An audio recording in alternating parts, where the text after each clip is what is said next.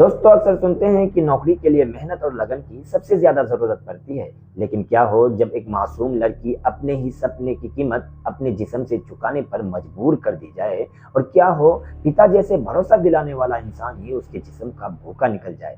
आज की ये कहानी ऐसे ही एक 25 साल की लड़की की है, जिसके सपने, उसका भरोसा, उसका जीवन सब कुछ एक एक करके छीनता गया। लेकिन जब हालात ने उसे तोड़कर राख बना दिया तो उसी राख से उसने बदले की आग जलाई और उस आग की लपेट में सब कुछ जलकर राख हो गया। तो क्या है पूरी कहानी, जानने के लिए वीडियो को अंत तक जरूर देखिएगा। हे हाय हेलो नमस्कार सत श्री अकाल अस्सलाम वालेकुम दोस्तों, स्वागत है आप सबका अपने ही यूट्यूब चैनल अंधेरे राज पर।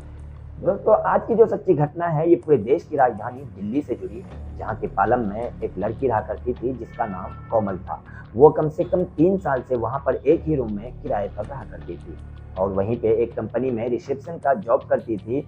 और फिर वहाँ से 12,000 सैलरी मिलता था, जिससे वो 5,000 रूम का किराया और 2,000 आने जाने का खर्च निकाल कर बाकी के पैसे अपनी पढ़ाई के ऊपर खर्च करती थी। उसका रूटीन था रोजाना सुबह उठ करके रात के भीगे हुए चना खाना, ताकि नाश्ते का पैसा बच जाए। और फिर रोजाना काम पर जाती थी और थक हार करके शाम को अपने रूम पर आती थी। और रूम पर आने के बाद फ्रेश होकर के वो सोती नहीं थी बल्कि किताब खोलकर पढ़ने लगती थी। उसके आंख सूजे हुए होते थे लेकिन वो पढ़ाई करती थी।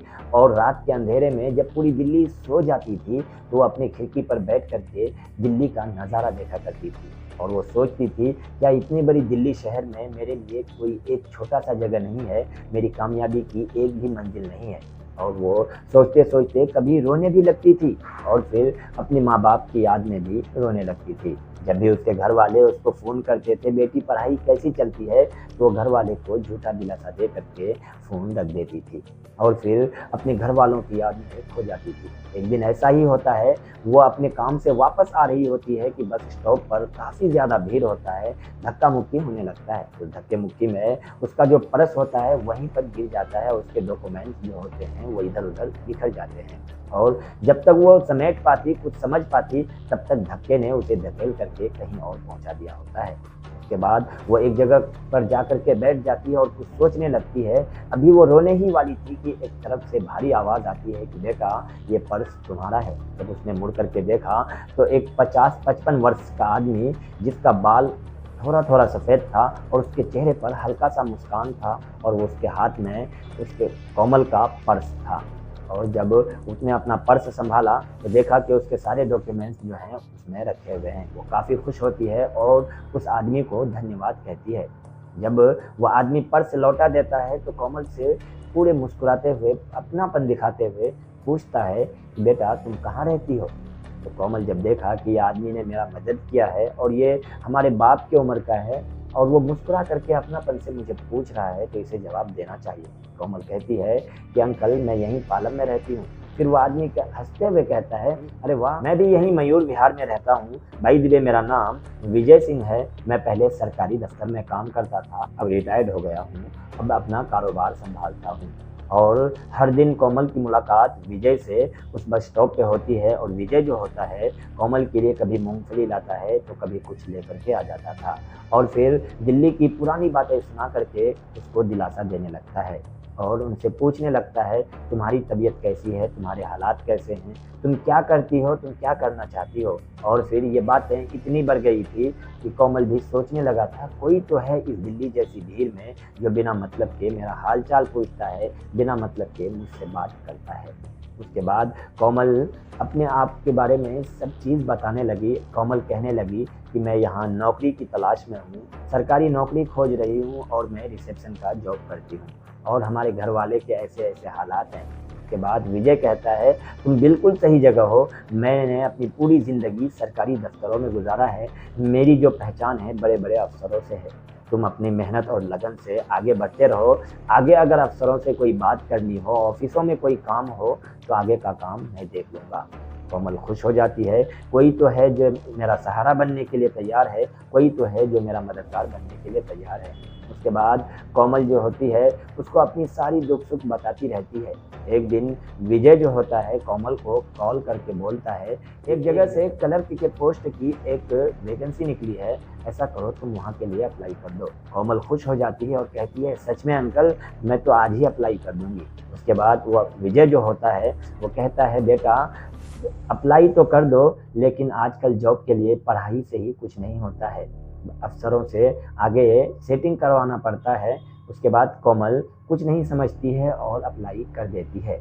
और फिर एक दिन विजय जो होता है वो उसको लेकर के कभी बड़े कंपनी के पास चले जाता है, तो कभी किसी और जगह बड़े दफ्तरों के पास ले जाता है और उसे झूठा दिलासा देता है कि अगले साल तुम भी यहीं पर एक गाड़ी में आया करोगी, तुम अपनी नौकरी करने के लिए, तुम अपनी जॉब करने के लिए। कोमल खुश हो जाती थी और एक दिन जो होता है विजय वो कोमल को कॉल करके एक रेस्टोरेंट में बुलाता है। उस रेस्टोरेंट में आज विजय अजीब तरह से बात कर रहा था। कोमल से कह रहा था, आज तो तुम बहुत सुंदर लग रही हो और बहुत मेहनती भी हो। कोमल सोचती है, ये तो मेरे पिता जैसे हैं इसलिए शायद ऐसे कह रहे हैं, लेकिन उसे पता नहीं था कि उस विजय ने उस नौकरी के पीछे वाले जाल में बहुत बड़ा जाल बिछा रहा था कोमल को फंसाने के लिए। लेकिन कोमल फौरन ही अपने असली मुद्दे पर आती है और कहती है कि अंकल, आपने नौकरी के लिए किसी से बात करने वाले थे ना, क्या हुआ उसके बारे में, कितने पैसे खर्च होंगे। वो सोच रही थी 1,00,000-1,50,000 रुपए खर्च होगा। उसके गांव में एक छोटी सी ज़मीन थी, उसके बेचने के बारे में भी वो सोच करके रखी थी। लेकिन जो विजय होता है वो कहता है कि बेटा, आजकल पैसे नहीं होते, अफसर जो होते हैं बड़े बड़े अफसर, वो पैसे की कमी नहीं होती उनके पास, उनको पैसा नहीं चाहिए होता है। कोमल कब तक कुछ समझ पाती कि वो उसके कानों में धीरे से मधुर आवाज़ में कहता है कि बेटा, तुम्हें नौकरी पाने के लिए बड़े अफसरों को खुश करना होगा, वो तो तुम समझ रही हो ना। इतना सुनते ही कोमल अपने हाथ झटकते हुए कहती है कि अंकल, आप ये कैसी बात कर रही हो, आपके होश तो ठिकाने में है ना, मैं आपकी बेटी जैसी हूँ। उसके बाद जो होता है विजय का तेवर बिल्कुल बदल जाता है, उसके चेहरे पर से वो मुस्कान खत्म हो जाता है और हैवानियत सामने आता है। तो विजय कहता है, बस बहुत ड्रामा हो गया तुम्हारा, मैंने तुम्हारे लिए इतना भाग दौड़ किया और तुम उसके लिए एक छोटा सा काम नहीं कर सकते हो। बस एक रात की तो बात है, उसके बाद जब तुम्हारी नौकरी लग जाएगी फिर ये सारी चीज़ें ख़त्म हो जाएगी। कोमल वहाँ से फ़ौरन अपने रूम पर आती है और पूरे रात सोचने पर मजबूर हो जाती है। और वो सोचती है, एक तरफ उसका आत्मविश्वास होता है, दूसरी तरफ उसकी मजबूरी और लाचारी होती है। एक तरफ उसकी इज्जत होती है तो दूसरी तरफ माँ बाप की गरीबी होती है। एक तरफ उसकी ज़मीर उसको लात मारती है तो दूसरी तरफ मजबूरी उसे लालच की तरफ ले जाती है। कोमल पूरी रात सोचती रहती है, फिर वो कुछ दिन बाद सोचती है कि आखिर एक रात की तो बात है, जब हमारी नौकरी लग जाएगी, जब हम जॉब पर जाने लगेंगी, ये सारी यादें ख़त्म हो जाएगी और एक रात में किसको क्या पता चलेगा। और फिर एक दिन कांपते हुए हाथों से कोमल विजय को कॉल करती है और कहती है कि मैं तैयार हूँ। विजय की तो खुशी की ठिकाने नहीं रही। विजय ने कॉल पर कहा, वाह बेटा, तुमने अच्छा फैसला लिया, मुझे पता था कि तुम बहुत समझदार हो। उसके बाद विजय कहने लगता है, देखो ये सब तुमको मेरे लिए करना होगा, मैं आगे बड़े अफसरों को संभाल लूँगा। उसके बाद विजय के बुलाने पर कोमल उसके कमरे तक जाती है। मयूर विहार जो होता है वहाँ पर विजय का एक फ्लैट होता है, वहाँ पर कोमल जाती है और उसके बाद विजय उसके साथ वो सब कुछ गंदा घिनौना खेल खेलने लगता है। और ये एक दिन बाद एक दिन रोज़ाना ये सिलसिला चल रहा था, बढ़ रहा था। हर दिन किसी न किसी बहाने से, नौकरी को आगे बढ़ाने से, उनके कागजात को आगे बढ़ाने से, अफसर को बात करने से लेकर के किसी न किसी बहाने से उनको अपने कमरे पर बुलाता था और उसके साथ रोज़ाना गलत करता था और हमेशा उसके हाथ एक झूठे वादे थमा दिए जाते थे। और ऐसा कब तक होता यार। लेकिन कोमल जो है वो अपने किसी चीज़ के लिए, अपनी नौकरी को पाने के लिए अपने आप को उसके हवाले करती रहती थी। और ये करते करते पूरे 1.5 साल बीत जाता है।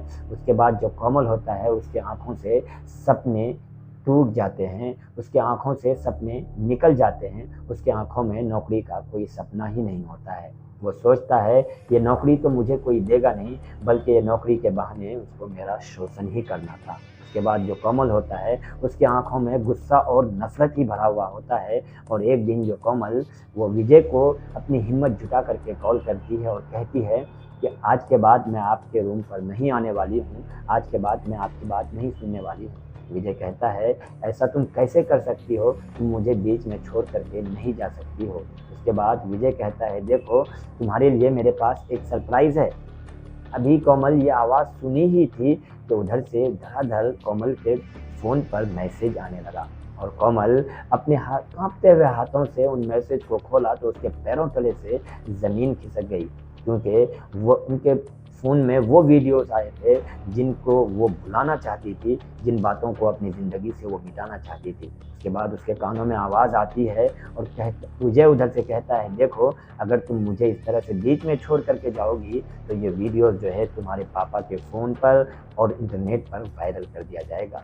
और सोचो जब ये वीडियो तुम्हारे गाँव वाले के सामने जाएंगे तो तुम्हारी क्या इज्जत रह जाएगी, तुम कैसे उनके सामने मुँह दिखाओगे। उसके बाद कोमल जो होता है वो मजबूर हो जाती है और उसकी बात मानने लगती है। इसी तरह से 4 महीने जुल्म सहती है और फिर कोमल के आँखों से डर खत्म हो जाता है। वो सोचती है कि इस नरक से निकलने का सिर्फ़ 2 ही रास्ता है, चाहे मैं मर जाऊँ या विजय को मार करके ख़त्म कर दूँ।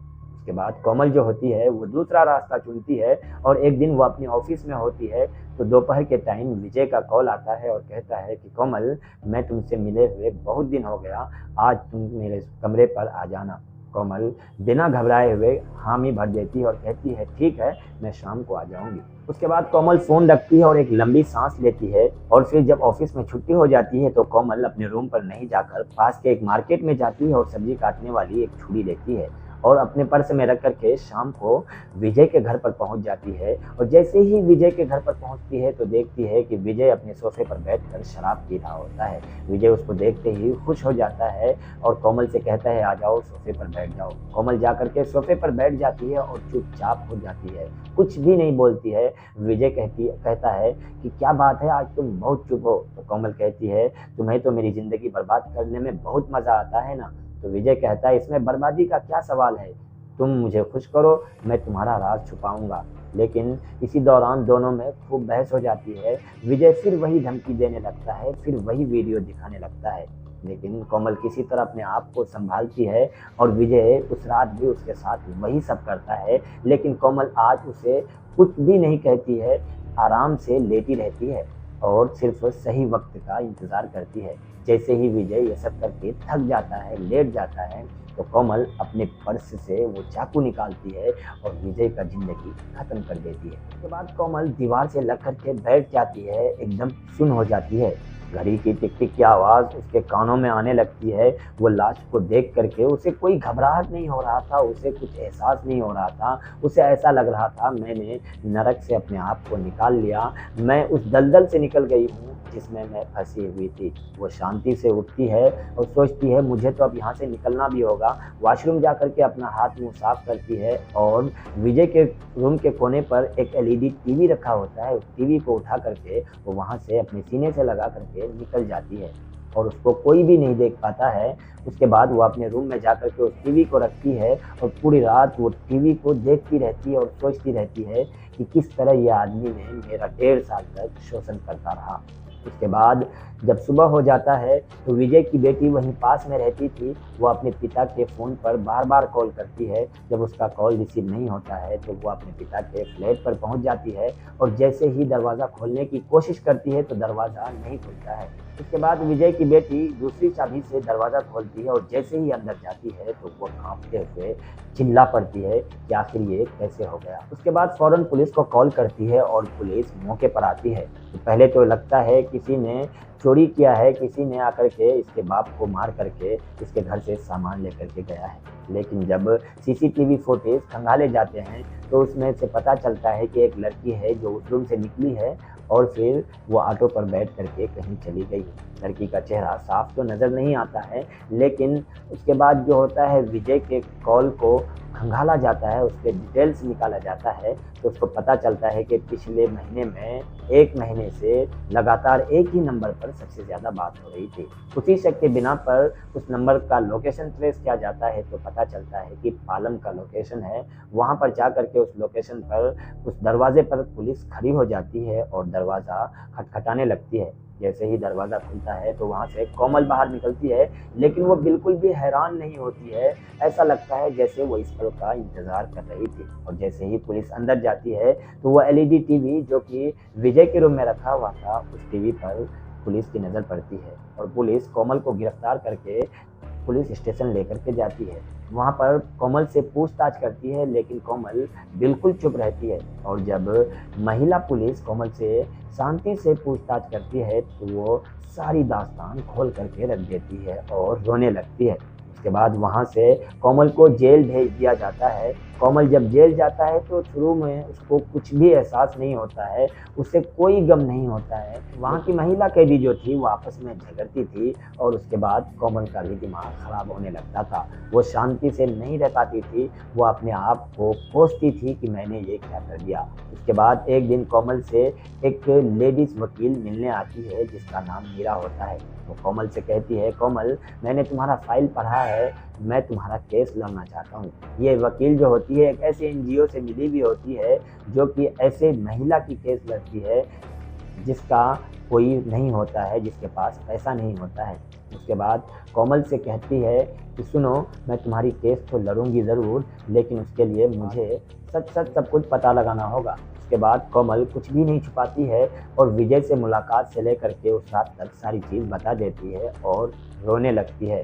उसके बाद जो है वो वकील उसका फाइल लेकर के वहाँ से चली जाती है और कहती है कि देखो, तुमने जो किया वो कानून के नज़र में गलत ज़रूर है, लेकिन तुम जो किए हो वो मजबूरी की हालत में किए हो। कोमल के दिल में थोड़ा सा एहसास होता है, कोई तो है जो मुझे कातिल नहीं समझ रहा है, मुझे इंसान समझ रहा है। लेकिन दोस्तों, एक तरफ कोमल के माता पिता जो होते हैं वो काफ़ी परेशान होते हैं, दूसरी तरफ विजय की जो बेटी अंजलि होती है वो भी काफ़ी दुखी होती है, क्योंकि उसका जो पिता होता है वो अंजलि के लिए हीरो होता है। वो उसकी हत्या की न्यूज़ से, वह उसकी हत्या को लेकर के काफ़ी परेशान होती है। लेकिन कुछ ही दिनों में न्यूज़ चैनल पर कोमल की शोषण, कोमल की ब्लैकमेलिंग का जब किस्सा सामने आता है, न्यूज़ सामने आता है, तो वह परेशान हो जाती है। अंजलि सोचती है कि आखिर ये कैसे हो सकता है, मेरे पिता ऐसे कैसे कर सकते हैं। अंजलि अपने पिता के रूम में जाती है, उनकी डायरी को खंगालना शुरू कर देती है, उनकी अलमारी को खंगालना शुरू कर देती है। तो वहाँ से एक पुराना फ़ोन मिलता है जो कि विजय इस्तेमाल नहीं करता था, लेकिन उस फ़ोन में वो सब सारा वीडियो होता है जो कि कोमल के साथ करता था। ये देखते ही अंजलि के पैरों तले से ज़मीन खिसक जाती है और वो अपने बाप से नफ़रत करने लगती है। वो सोचती है कि जिसको मैं पूछती थी वो ऐसा निकलेगा, मैंने कभी सोचा भी नहीं था। और फिर कोमल के जो माता पिता होते हैं वो किसी से पैसे उधार लेकर के दिल्ली आते हैं अपनी बेटी से मिलने के लिए। वकील मीरा के ज़रिया उनको की बेटी से मुलाकात होती है और उसकी जो माँ होती है शांति, उससे पूछती है कि बेटा, ये जो पेपर में न्यूज़ है, ये जो अखबार में न्यूज़ है, क्या ये सच है? कोमल नीचे मुंडी करते हुए हामी भर देती है। उसके बाद ये सुनते ही उनके माता पिता खामोश हो जाते हैं और उनकी खामोशी ही कोमल के लिए सबसे बड़ी सज़ा थी। जब वो लोग वहाँ से जाते हैं मिलने के बाद, तो उसकी माँ ये कह कर के जाती है कि बेटा, तुम घबराओ मत, मैं तुम्हें यहाँ से निकाल करके ले करके जाऊँगी।